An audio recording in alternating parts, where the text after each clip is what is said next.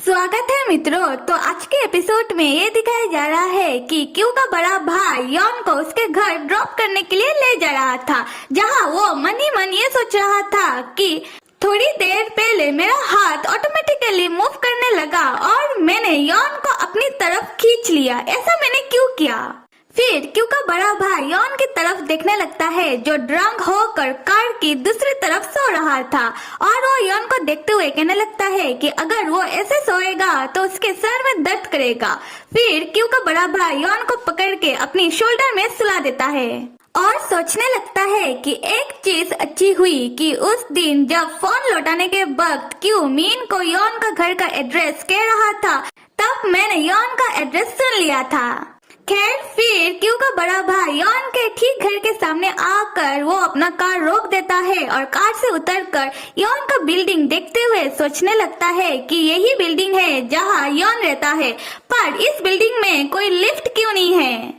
तब क्यू का बड़ा भाई यॉन को जगाने लगता है और कहने लगता है कि यॉन उठ जाओ, क्या तुम मुझे सुन पा रहे हो? क्या तुम खुद से उठ पाओगे?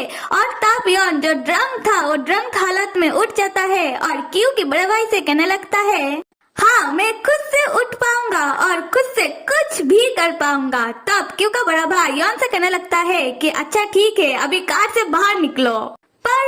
पर जब यॉन कार से बाहर निकलता है, गेस व्हाट, वो ड्रंक हालत में कार में से गिर जाता है।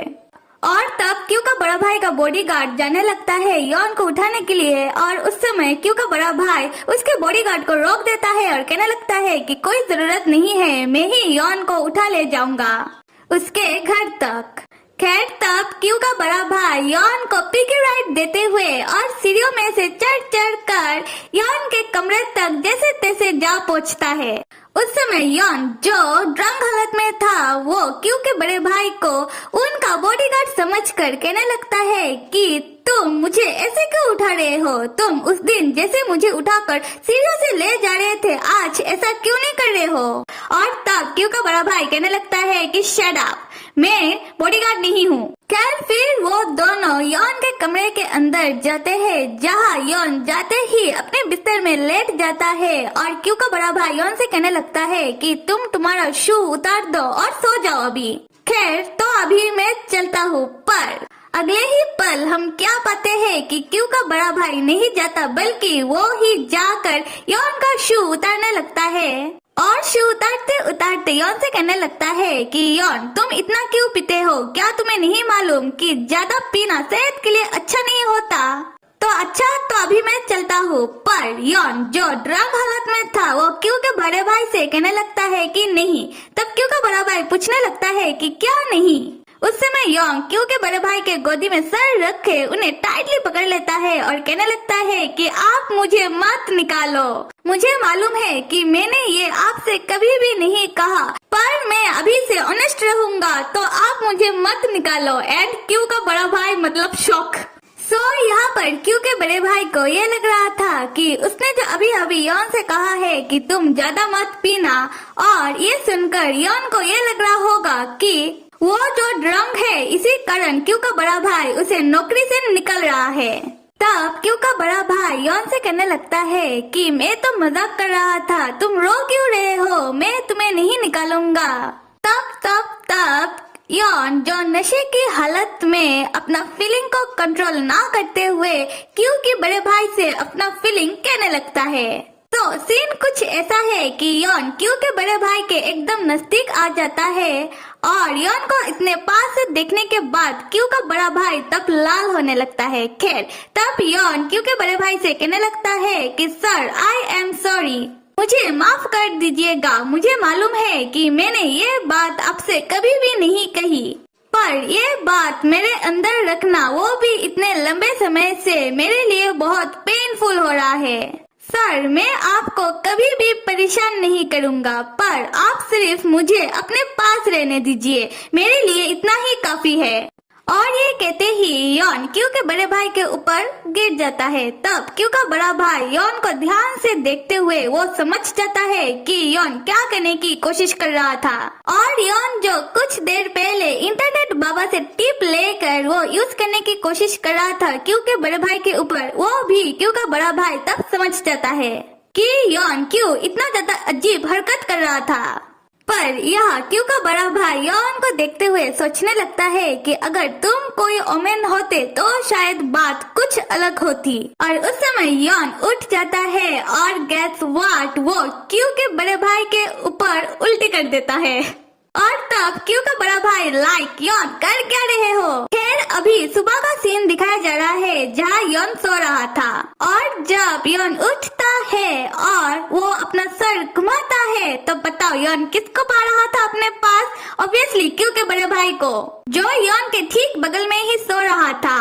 और यॉन तब क्यों के बड़े भाई को अपने पास ऐसे देखकर वो चिल्लाकर बिस्तर से गिर जाता है और क्यों का बड़ा भाई उठकर कहने लगता है कि चिल्ला क्यों रहे हो। तब यॉन पूछने लगता है कि मिस्टर वी आप यहाँ क्या कर रहे हो। और क्यों का बड़ा भाई बहुत ही गुस्से वाला लुक देते हुए यॉन से कहने लगता है कि यॉन कल रात तुमने मेरे कपड़ों पर उल्टियाँ कर दी, इसी कारण मैं घर वापस नहीं जा पाया। और तुम्हें क्या कुछ याद नहीं कल तुमने क्या कुछ किया या फिर क्या कुछ कहा।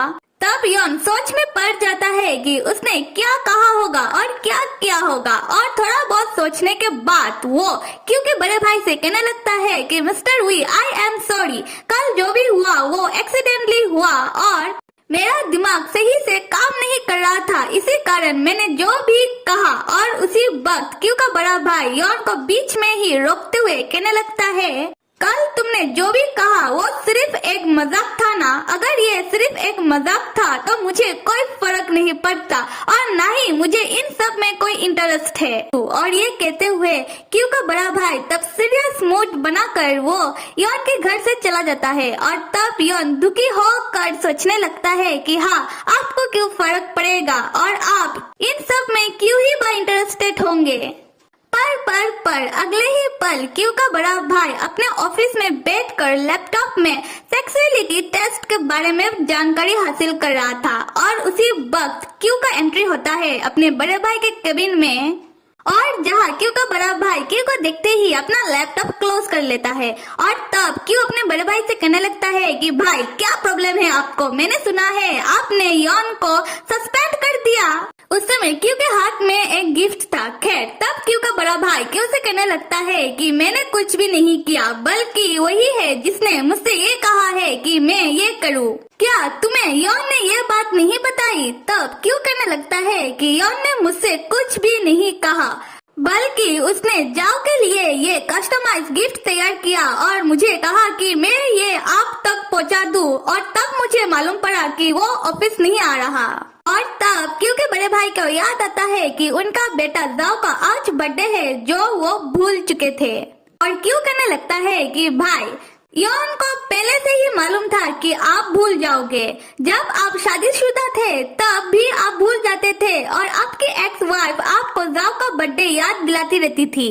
भाई क्या आप मेरा बात सुन रहे हो। बाय द वे मॉम अभी भी हॉस्पिटल में ही है और डैड रात में जाओ को लेकर हॉस्पिटल आएंगे, तो इसी कारण हम एक साथ रात में हॉस्पिटल जाएंगे, ठीक है। पर तब क्यों का बड़ा भाई तो यॉन के ही ख्यालों में खोया हुआ था और वो सोच रहा था कि यॉन कैसे उसका हर एक चीज का ध्यान रखता है, वो भी कितनी जिम्मेदारियों के साथ। और ये सोचते हुए क्यों के बड़े भाई को रात वाला बात भी याद आ जाता है जहाँ यॉन उनसे कह रहा था कि मैं सिर्फ आपके साथ रहना चाहता हूँ। और ये सारी बातें सोचने के बाद क्यों का बड़ा भाई क्यों के सामने अजीब हरकत करने लगता है, जो क्यों देखने के बाद कहने लगता है कि भाई क्या आप ठीक हो।